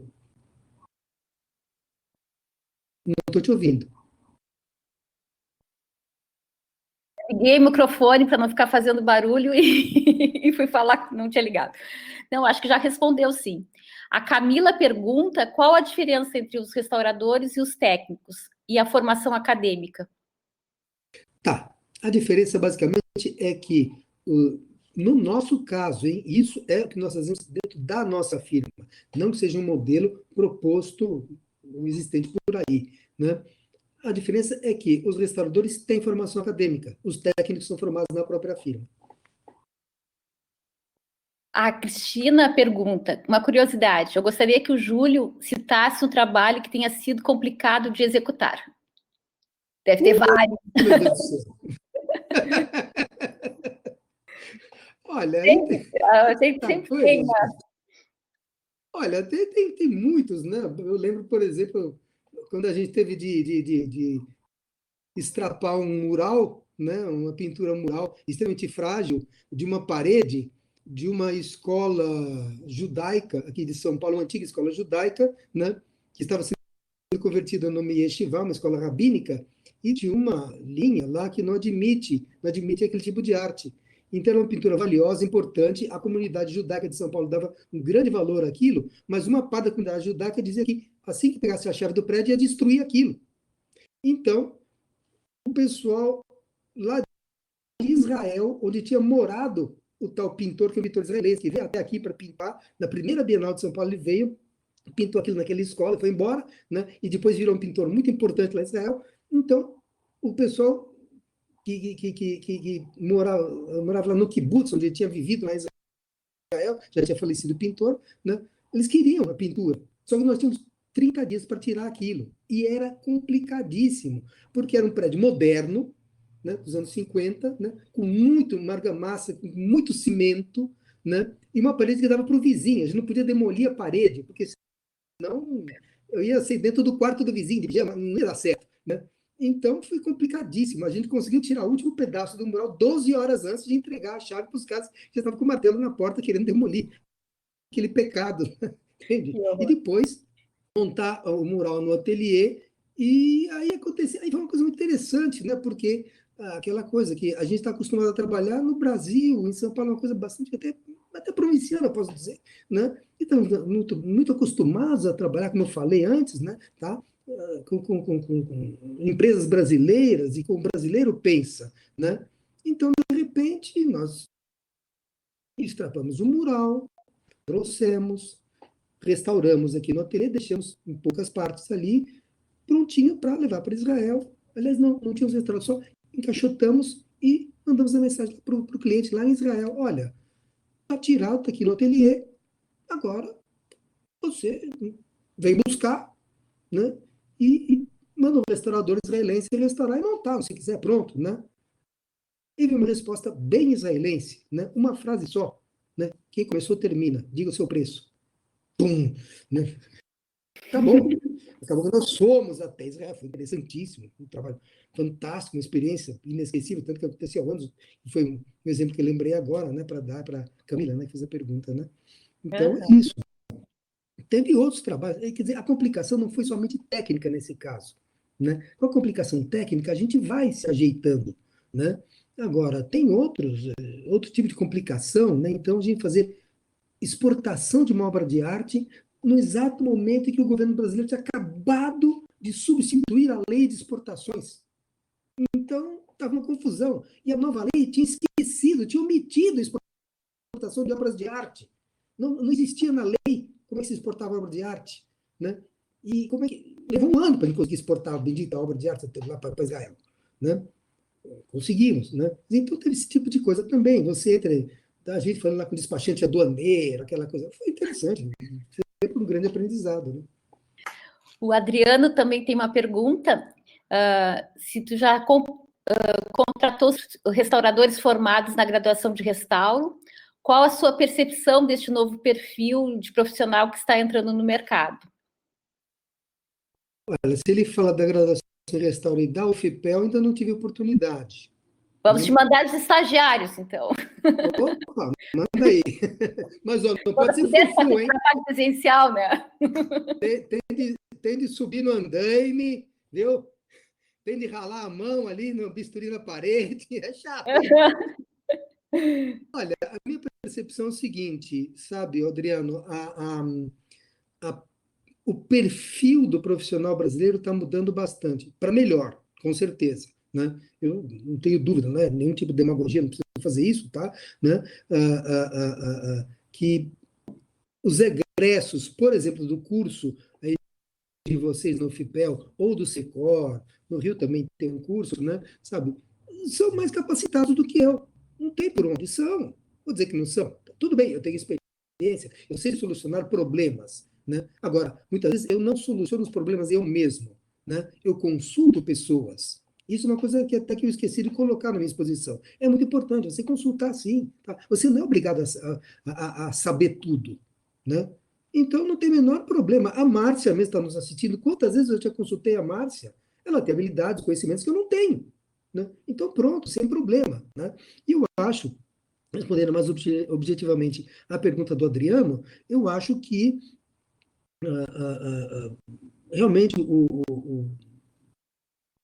profissional brasileiro está evoluindo muito graças a esses cursos, né? Precisaria ter mais desses cursos. Lamento que o curso da PUC esteja parado, espero que não esteja fechado para sempre, a PUC aqui de São Paulo, né? Eu participei da formação do curso, houve uma série de deficiências e tudo isso, mas tinha tudo para dar certo. Depois a Márcia me sucedeu lá, deu uma boa implementada, uma boa melhorada no curso, mas faltava muito, né? Mas, enfim, é uma pena que precisaria ter mais desses cursos, sim, né? Para que nós tenhamos aquele tipo de profissional, né, mais segundo o padrão que a gente vê pelo mundo afora, né? E que isso pode ser uma coisa também que vai acabar tornando inevitável a regulamentação da profissão. Esperamos por isso, né? Há tanto tempo. Eu faz mais de 30 anos estou esperando. A Bruna, então, está perguntando, né? Indicas algum curso de pós-graduação na área? Agora ela me pegou. Olha, eu não sei cursos aqui no Brasil, eu só sei desses três cursos, né? Tá? Os cursos de vocês no FIPEL, o do Secor do FMG e lá no Rio, né? Agora, de repente, dependendo do interesse específico que ela tenha, né? Se ela pretende, por exemplo, trabalhar em pintura mural, ou com complementos arquitetônicos, ou arte integrada da arquitetura, ou talvez um curso, por exemplo, como o do SESI, lá em Olinda, possa ser muito bom. Não sei se é pós-graduação ou não, né? Pode ser muito bom lá com o Jorge Tinoco, que é uma sumidade, um cara fantástico, né? Mas eu aqui no Brasil não sei te dizer. E como, inclusive, agora o brasileiro não pode mais entrar mais em nenhum lugar por aí, né? Nem adianta pensar em outros. Adianta sim para ir vendo, né? Para quando a gente puder, nós deixarmos de ser pares do mundo, né? Desculpe, Bruno, eu realmente não sei indicar. E é difícil encontrar uma pós-graduação no Brasil que tenha essa parte prática, né? Porque o Secor, que tinha especialização, acabou virando uma graduação, né? E a gente tem ainda mais seguindo a área acadêmica mesmo, não é essa, um mercado profissionalizante também, né? Não existe na nossa área ainda. Assim, André, eu acho que esse é um problema muito sério, né? O curso da PUC, na minha opinião, tinha essa grande deficiência, era extremamente teórico. Eu tinha proposto que ele tivesse algo em torno de 60%, coisa que o valha pelo menos de tempo de prática, né? E que a própria faculdade tivesse um grande canteiro, pegasse uma igreja velha para as pessoas ficarem praticando lá, alguma coisa assim, né? Tivesse ateliês também, aquilo tudo, né? E eu acho que é complicado essa coisa da formação, né? Eu não sei enumerar todos os problemas, mas isso você sabe muito, é muito mais capaz do que eu, né? Tá? Eu acho que essa distância, olha, nós até respondendo a pergunta que fizeram antes, né? Essa distância que existe entre o estudo e a prática, né? É um problema sério. Né? É um problema muito sério. Né? Eu imagino, eu não entendo nada disso, né? Mas eu imagino que um curso bom seja um curso que tenha realmente ofereça muitas possibilidades de prática, né? Para a pessoa poder, ao praticar, não só desenvolver as suas habilidades, ver o que prefere, desenvolver suas competências, aquilo tudo, né? Mas também saber escolher eu quero arrumar para isso ou para aquilo. Não, não gostei, quero mudar, quero restaurar papel. Ótimo. E por aí vai. Uhum. A Elis, parabéns, Júlio. A abordagem foi muito apropriada. Muito importante termos noção das questões burocráticas em torno da administração de uma empresa de restauro, além de sabermos mais sobre a equipe que trabalha com você. A Ecleia, muito bom ter ouvido alguém com tanta experiência, parabéns. A Zínia, obrigada, André e Júlio. A Ecleia continua dizendo que isso faz falta. A Sandra, obrigada, senhor Júlio. Senhor Júlio, uau! Pela Obrigado, senhora Sandra. Sua exposição, muito importante sabermos de antemão como funciona a organização de uma empresa. Um grande abraço. A Cristina agradece, então, as tuas considerações, que tu já tinha respondido ela. O Adriano falou do Secor. Sim, o Secor é uma referência indispensável. Sim. Indispensável, né? É o grande centro de pesquisas que a gente tem, né? Desenvolvimento, aquilo tudo, né? É fundamental. Começou lá no anos 70 ainda, né? A Elisa fez uma brincadeira, disse que já deixou o currículo dela aí contigo, Júlio. É só chamar. Deixa acabar o isolamento social, Elisa. O Raul gostaria de parabenizar o Júlio pela excelente apresentação. Raul, um abração para ti, nosso colega de curso. Opa, o Raul, tudo bem, primo? A Elisa, Júlio, o que pensas do Templo da Arte em São Paulo para cursos técnicos da área? Eu não conheço o Templo da Arte para poder opinar. Realmente eu não conheço. Até o momento também não tivemos oportunidade de ter ninguém que tenha passado por lá trabalhando aqui na nossa firma. Então, desculpa, eles não têm condições de opinar. Qualquer coisa que eu disser vai ser chute. O Adriano está nos parabenizando, a minha tia. Obrigado, Adriane. E a Bruna, muito obrigado. Sou engenheira do Recife, pretendo ingressar em algum curso do SESC. Parabéns pela apresentação. Que legal que a gente conseguiu reunir gente de todas as partes do Brasil, lá do Recife e aqui no sul do estado, do Rio Grande do Sul. Não, e o Recife, olha, você conhece o Recife, Andréia? Conheço. É uma maravilha, né? Tem patrimônio aquela cidade, uma coisa fantástica, né? Isso sem falar de Olinda, né? Mas o Recife mesmo é uma coisa extraordinária. E eu achei muito interessante a Bruna dizer que ela é engenheira, porque normalmente quem mexe com o restauro de edificações é arquiteto, né? No entanto, os engenheiros têm uma contribuição bem específica, eles dominam uma série de coisas que os arquitetos não dominam, em termos de soluções, sem querer em absoluto desmerecer os arquitetos, que por sua vez também dominam uma série de coisas que o engenheiro não domina, né? O que eu acho, que eu digo é o seguinte, acho muito importante que não haja uma exclusividade, né? Que somente os arquitetos, isso eu posso dizer porque há muitos anos, desde que eu comecei, mais de 40 anos atrás, que eu acompanho o restauro arquitetônico, participo dentro da minha especialidade de obras grandes de restauro arquitetônico, né? A visão do engenheiro, a abordagem do engenheiro é fantástica. Olha, muitas pessoas que são mais sensacionais, mais competentes em restauro arquitetônico aqui na cidade de São Paulo, né, é a engenheira Cida Sukef, né? A Cida é genial. Os restauros que ela faz de arquitetura, de edificações, vamos dizer assim, e ela é engenheira civil de formação, né? E ela soluciona coisa que ninguém mais soluciona, né? Eu sou fã dela, né? Então, Bruna, vai em frente e, por incrível que pareça, eu não conheço o Jorge Tinoco pessoalmente, mas sou fã dele total. Não conheço pessoalmente. Já conversei com ele por internet, aquilo tudo e tal, mas nunca nos vimos pessoalmente, né? Trabalhei no Recife há um tempo atrás, fizemos alguns serviços pontuais lá e perdi a oportunidade, né? Estava sempre correndo. Enfim, paciência. A Dani também quer fazer uma pergunta. Dani, pode desligar o teu microfone? Alô, estão me escutando? Sim, pode falar, Dani. Júlio, quero dizer que foi um prazer te conhecer, ainda não tinha tido essa oportunidade, ainda que tenha sido assim virtualmente. Não quer ligar a câmera para ele te ver? Melhor não, eu não passei perfume. É melhor não ligar a câmera.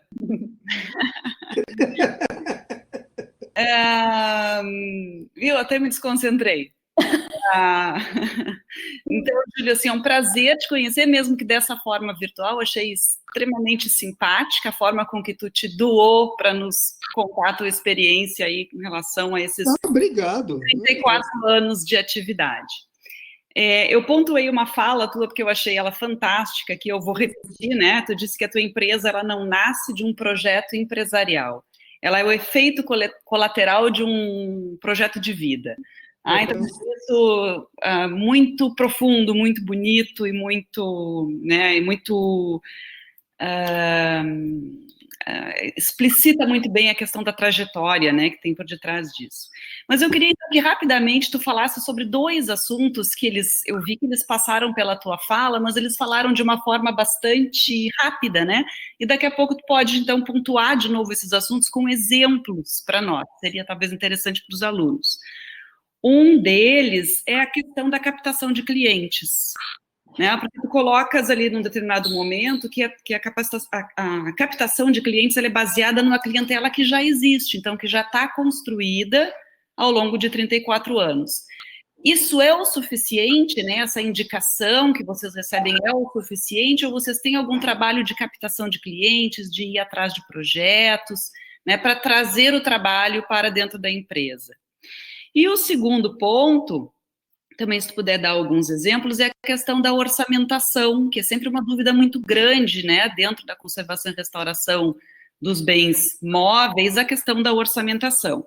Junto com isso, vocês têm um rol enorme, né, de trabalhos diferenciados que vocês podem fazer dentro da empresa, que a empresa se habilita. Inclusive, já dou a dica, eu acho que vocês também deveriam trabalhar com cursos na área, né, de empresários, assim, para conservadores. Eu acho que o pessoal tem muitas dúvidas em relação a isso e algum curso nessa área sempre é interessante. Olha aí, daqui a pouco está surgindo, né, mais um item aí para o rol de vocês. Mas então a questão do orçamento é isso, né? Se tu pode falar um pouquinho mais sobre os métodos, eu vi que vocês têm uma planilha, né? Tu falou sobre uma planilha, falou a questão do tempo, né? Que existe ali o custo atrelado ao tempo, aos dias que o profissional vai trabalhar em cima daquela obra, aos materiais, né? Alguns encargos e outras coisas que têm relacionadas. Se tu pudesse dar um exemplo para nós, mais ou menos, de como é que isso funciona, eu acho que é sempre interessante, os alunos ficam sempre muito curiosos e perguntam muito sobre como que se faz orçamento de restauração. É isso. Obrigada. Antes de falar, a Dani é a coordenadora do nosso curso em Pelotas, porque ela não se apresentou lá, só disse, começou a falar Daniele e tu não conheces ela. Ela é a coordenadora do nosso curso aqui em Pelotas. Quando eu comecei a falar, eu falei, opa, mas essa daí sabe das coisas, hein? Essa daí não está chegando agora, não. Embora não tenha passado o perfume e não queira aparecer, deu para perceber isso. Daniel, olha, quanto à questão de captação, é o seguinte, é uma coisa completamente louca. Porque, às vezes, sabe, nós procuramos, para a nossa firma, o confortável, o bom, é a gente ter.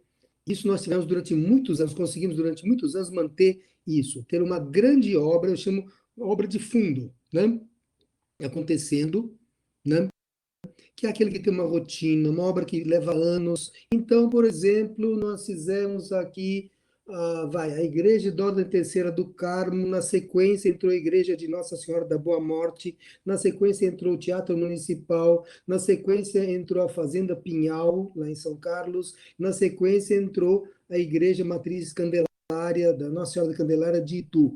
Então, só aí a gente tem mais de 10 anos de bonança, né, num certo sentido. Por quê? Porque aquilo dali é um trabalho que vai acontecendo ao longo do tempo. Você sabe que aquilo vai levar um tempão, né? E isso te dá uma certa referência, né? No mínimo, tá? Do faturamento dos ingressos que você vai ter, né? Fora isso, vão chegando outros trabalhos, uns maiores, outros menores, trabalhos de ateliê, né?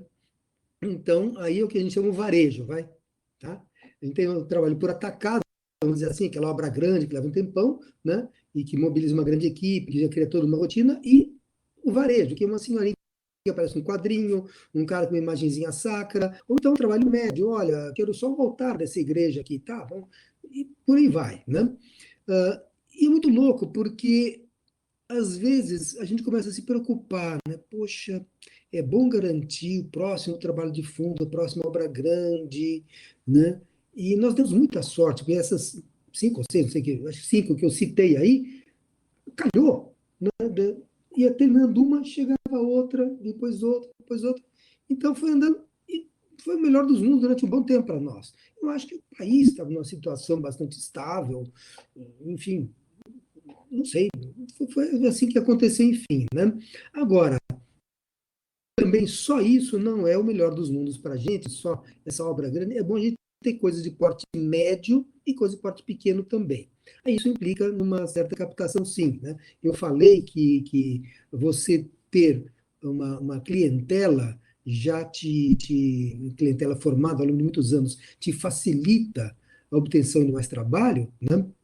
E realmente o boca a boca ainda é a melhor maneira, né? Mais garantido, né? A maneira mais segura do cliente se aproximar de você, e aí você retribui e se aproximar dele, né? Eu nunca me esqueço, uma vez, já anos e anos atrás, né? Uma vez um sujeito me chamou para uma cidade do interior aqui, Piracicaba. Eu fui eu e meu sócio para Piracicaba. Fomos os dois, passamos o dia lá vendo um trabalho, uma igreja interessantíssima, tal, né? E na hora do almoço, o arquiteto que tinha nos chamado nos convidou para almoçar, e eu lembrei de perguntar para ele, escuta, mas, ô fulano, afinal, quem foi que te recomendou para nós? Ele só disse para mim, a tua reputação te precede. Nesse momento, foi uma coisa assim que mudou a minha vida, porque falei, caramba, agora já sou gente grande, né? Já temos um nome no mercado. Eu me dei conta disso. Então, isso é muito importante, sim. Agora, responder bem objetivamente, nós fazemos sim, procuramos sim fazer alguma divulgação. A gente, às vezes, divulga o nosso nome, nós estamos atrasadíssimos. Por exemplo, se vocês entrarem no nosso Facebook, está uma vergonha. Há meses que eu não publico nada. Né? A pessoa que cuidava disso aqui na firma foi embora, né? E eu não dou conta disso. Né? Nós não estamos dando conta, principalmente agora com a pandemia, em que estão só os 3 sócios trabalhando na firma. Todos os outros estão com suspensão temporária do contrato de trabalho, todos em casa, né? Recebendo para ficar em casa, e a Dália trabalhando na casa dela, a nossa gerente. A única da equipe administrativa está trabalhando, então, né, está completamente omisso, né? Que não devíamos, realmente, né? Mas uma coisa que existe também é assim da gente se manter, de certa maneira, na área, sabe?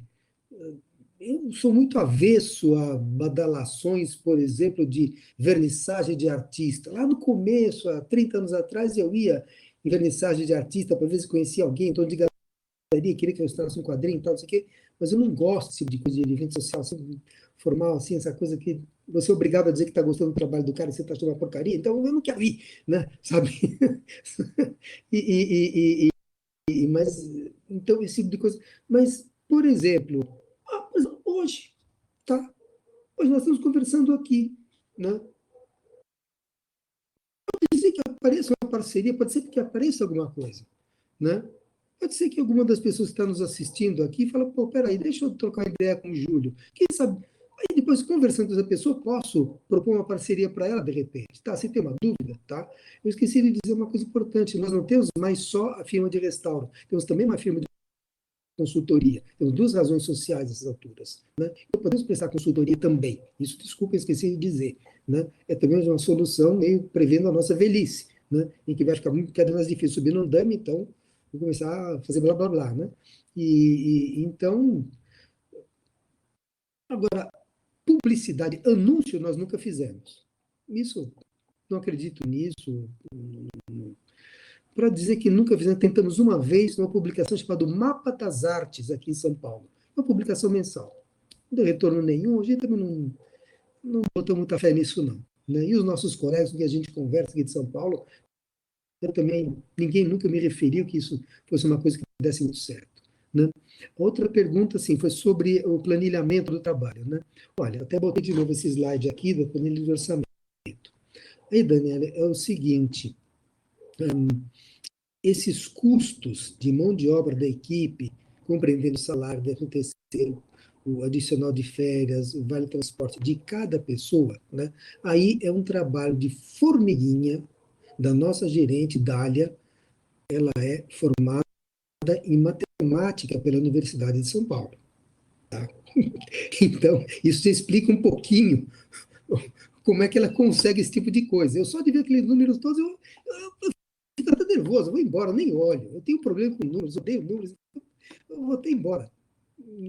Vira esse Dália, né? E ela consegue, ela vai à noite, ela adora, vai à noite com calculadora, computador e sei lá o quê, né, para calcular quanto custa, no final das contas, cada funcionário, aquilo tudo, né? É um trabalho insano, mas que nos dá uma segurança muito grande. Então, o que nós fazemos? Depois tem os demais custos que estão aqui colocados nesses slides que você está vendo aí, né? Então, o que a gente faz? Eu vou, por exemplo, até uma obra, tá? Não supor, uma casa de fazenda no Vale do Paraíba. Pronto, fui lá, no Vale do Paraíba. Conversei com o fazendeiro, o dono da fazenda, ele está muito interessado, tal, não sei o quê. Explico para ele isso, aquilo, outro. É besteira, não faça isso, faça aquilo, outro que você está esquecendo. Então, enfim, dou uma instrução grátis para ele, né? Nós fizemos isso recentemente, foi muito interessante. Né? Não foi no Vale do Paraíba, não, foi no Vale do Tietê, uma cidade chamada Itupeva, aqui perto de São Paulo, 100 quilômetros daqui, né? O cara fez um restauro maravilhoso no final, sob a nossa orientação. Nós restauramos as pinturas murais, a casa era toda pintada por dentro, né? E fomos sugerindo coisas, ele com o auxílio também de um arquiteto, foi solucionando, o cara que não é especializado em restauro, mas tem bom senso, né? E foi solucionando, né? Então, eu vou lá, vejo o potencial da obra, vejo o interesse real do cliente.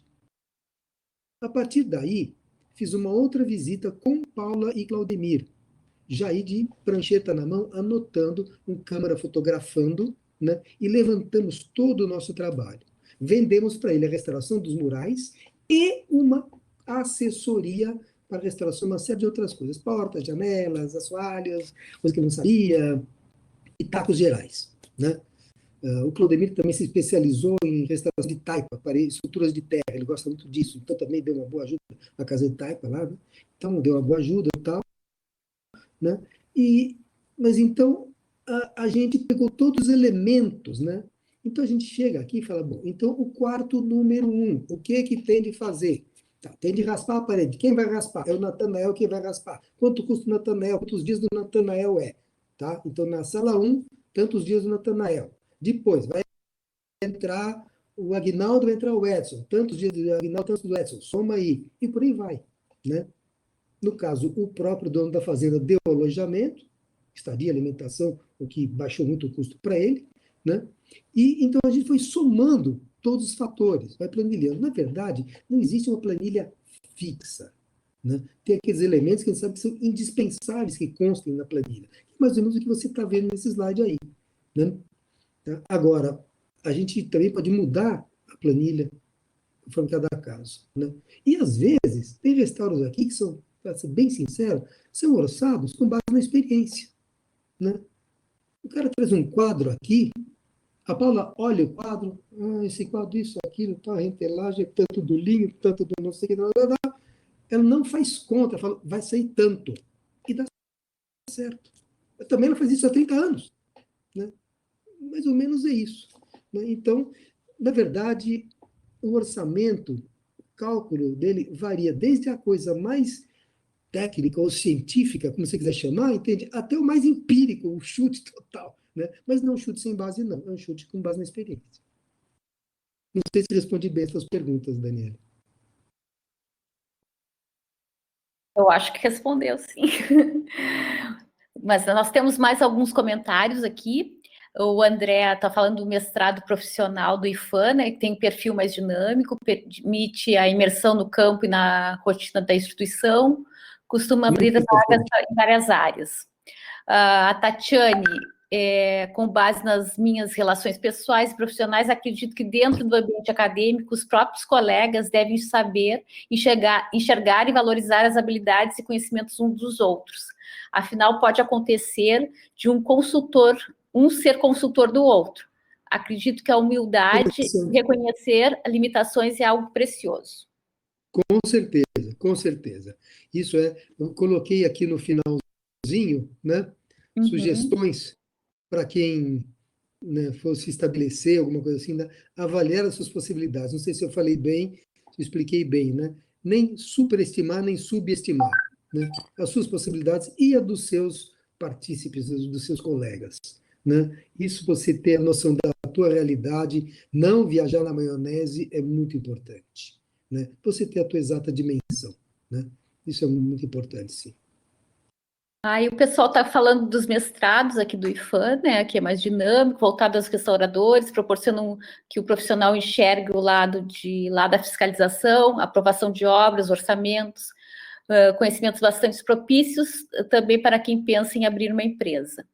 A Bruna, muito obrigada pelo incentivo, infelizmente só acho que é possível, que é difícil de ingressar na área, quando não se tem experiência ou prática como eu. Aí ela agradece a Elisa e o André pelos comentários sobre o IFAM, mas que não tem vagas para engenharia civil, né? Geralmente são em outras superintendências. Isso acontece. Às vezes as pessoas, nos mestrados do IFAM, tem vaga para o Museu das Missões, que é lá na fronteira com a Argentina, né? Então, deslocamento também, e tu tem que ficar um tempo nesse local produzindo o teu trabalho de conclusão. A gente tem, eu comentei que a gente tem na UFPEL mestrado e doutorado na área de memória social e patrimônio cultural. Eu acabei fazendo doutorado aqui mesmo na UFPEL, né, pela facilidade de estar na cidade e trabalhando aqui. A Dani é professora do nosso mestrado já, e está se abrindo outras possibilidades, né? Outras linhas de pesquisa. À medida que os professores do curso de conservação e restauro estão entrando dentro desse nosso programa de pós-graduação, vão se abrindo essas linhas de pesquisa mais para a área da restauração também. Né? É incrível o quanto a universidade enriquece, né? Sim. O país, né? É incrível isso. Não, a gente está no sul do Brasil, né? A gente está a 120 quilômetros da fronteira com o Uruguai. Então, a gente... Já passei por aí. A gente acaba virando um polo, né? No Rio Grande do Sul, Pelotas acabou virando esse centro de preservação do patrimônio. Então, isso é muito bom o nosso grupo de trabalho também, Julinho. A gente tem esse espírito colaborativo, assim, que tu tem na tua empresa, a gente acaba tendo no nosso departamento, né? E é muito gratificante, assim, foi uma feliz escolha ter vindo para a área acadêmica e trabalhando com um grupo tão legal. Isso é muito bom. E eu tive essa experiência também que tu tens, assim, só que a minha foi um pouco menor, de ter tido empresa, né? E acho que isso me dá um conhecimento para os alunos também de passar esse outro lado, né? Não só da área acadêmica, né? Isso é muito legal, viu, André? Isso legal. É muito importante. É muito importante. Mas eu queria fazer um comentário antes da gente já estar indo para o encerramento, assim, que o primeiro texto que eu li de preservação de pintura, de restauração de pinturas murais, foi escrito por ti, e eu acho que eu era estudante de artes lá em 1996. Da Biblioteca Mário de Andrade, pode ser? Nossa, sim, Anais da Biblioteca. Ali eu fui apresentada ao Julinho Moraes, viu? Que legal. Foste meu inspirador. Nossa, né? já virei personagem histórico. Uau! E citado no meu trabalho de conclusão de curso, tá? Tu é a minha fonte de referência no meu trabalho lá em 96, porque eu trabalhei fazendo uma análise, na época eu era estudante de artes, né, das pinturas murais do Teatro Guarani, aqui de Pelotas, que tem pinturas murais encobertas, né, e a minha proposta era fazer prospecções, mas eu não tinha essa capacitação, então eu só fiz um caminho, fazendo parte histórica, e tu foi minha referência, porque o primeiro texto que eu li foi teu. Que engraçado, lembro disso, lembro sim.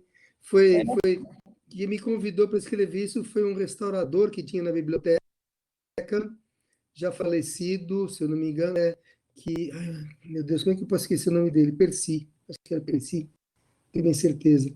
E uma pessoa sensacional, um restaurador de papel, né? Ele falou, não quero que publiquem só sobre papel, chega, serve sobre outra coisa para mim. Tá bom, então eu escrevi aquilo lá que se leu. Não, foi uma revista que foi referência, porque ela tinha artigos de pintura mural, o Luiz Souza escreveu sobre a parte científica, a Tereza Cristina Toledo de Paula de têxteis, então é uma revista assim, que foi uma referência na época, como eu queria ser restauradora naquela época, ainda não tinha feito o percurso, né? Estava iniciando, assim, aí busquei esse caminho. E aí acabei de fazer o Secor, né? Toda a trajetória. Vamos ver aqui o chat como é que está. O André, quais os cuidados básicos para não pegar serviços originários de tráfico ilícito de bens culturais? Uau! Uma boa pergunta. Maravilhoso, André. Putz, parabéns pela pergunta. Olha, é um cuidado seríssimo, importantíssimo a se tomar, né?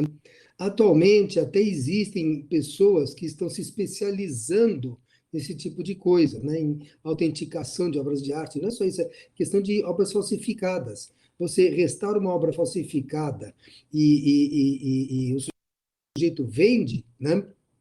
Você pode ser acusado de cumplicidade depois, né? Então, tudo isso é muito importante, né? Existe, por exemplo, o Douglas Quintali, né? Que tem feito um trabalho grande, eu não o conheço ainda, né? Mas eu sei que ele tem feito um trabalho grande de perícia, né? E dá cursos também de perícia de obras de arte, isso tudo, né? E tem outras pessoas mais, né? Olha, a primeira coisa que a gente faz é o seguinte: por exemplo, Imaginária Sacra chegou no ateliê, aliás, de preferência, quando o cliente, em geral, eles nos procuram por telefone ou por e-mail, né? Entra no site e manda um e-mail, né? Ah, tem uma imagem sacra. Por favor, dá para você mandar uma foto? Aí eu abro o site do IFAM e tem lá aquele cadastro, uma coisa assim, banco de arte roubada. Primeira coisa que eu faço é checar ali, né? Imaginária Sacra, se tiver cara de imagem mineira, então vai lá porque é importante. É importante, né? Nós sabemos que Minas Gerais, com aquela riqueza incrível que tem, né? Houve muitos saques lá e muita coisa anda por aí, né? Então isso é muito importante. Outra coisa também, você pode, como que não quer nada, conversar com o teu cliente. Escuta, tá vendo aquele senhorzinho simpático tal, né? Esse quadro, o senhor é dono, quem foi que deixou para o senhor? Como é que é tal? É uma coisa que a gente faz também. Agora, que faltam ainda recursos seguros, né? Para a gente poder se certificar. Eu estou vendo aqui o André, inclusive, botou agora aqui, né? BCP e FAM, Bens Culturais Procurados. Isso mesmo, né? Quais serviços, quais cuidados básicos para não pegar serviços originários de tráfico ilícito de bens culturais, né? Olha, instrumentos mesmo, assim, consagrados, eficientes, realmente confiáveis, eu desconheço, né? Existe os bens culturais procurados do IFAM, né, mas que é limitado, o próprio pessoal do IFAM diz que é limitado, tem muita imagem sacra que não tem fotografia, o padre foi e só contou para ele, roubaram a minha imagem sacra, o que é? Um São Francisco Xavier, tá, então tá, São Francisco Xavier de madeira, foto na igreja tal, e aí, né? Agora, se tem fotografia, já ajuda, né? E o que eu acho também, sabe, André, é que a gente, nós, restauradores, temos uma responsabilidade muito grande de ajudar com que isso não aconteça, né? Como? Por exemplo, você emitir uma documentação para o teu cliente. Você pode ter feito uma intervenção muito pequena, fez uma limpezinha superficial e pronto, né? Só para ele, para voltar para a prateleira do teu cliente, está na imagem sacra, no quadro que for, né? Tá? Faz um relatório, examina, põe um relatório descrevendo, documenta fotograficamente ali, não é difícil, tá? Tem um furo aqui, um retoque lá, um rasgo não sei onde, tá? Pronto, faz esse tipo de coisa, né? Porque já é um documento. Isso, com o passar do tempo, todos os restauradores fazendo isso, né, podem, acredito sinceramente que comece a criar uma outra tradição, outro costume, né? De repente, algum dia, as pessoas que vão comprar uma obra de arte falam, mas o senhor não tem nenhum laudo de restaurador aí, não? Para eu ver? Para me certificar? Né? Pode ser interessante isso, né? Nós temos também esse para cumprir, eu acho, né? Agora, dados básicos, é realmente ver o cara comprando um leilão, que leilão que se comprou essa obra de arte, né? Sabe? Comprou no leilão do fulano. E você entra no site do fulano e vê se ele comprou mesmo naquele leilão, né? E você pode procurar referência daquele leiloeiro. Esse leiloeiro é um cara correto ou não é, né? Enfim, você tem de achar maneira para cada um.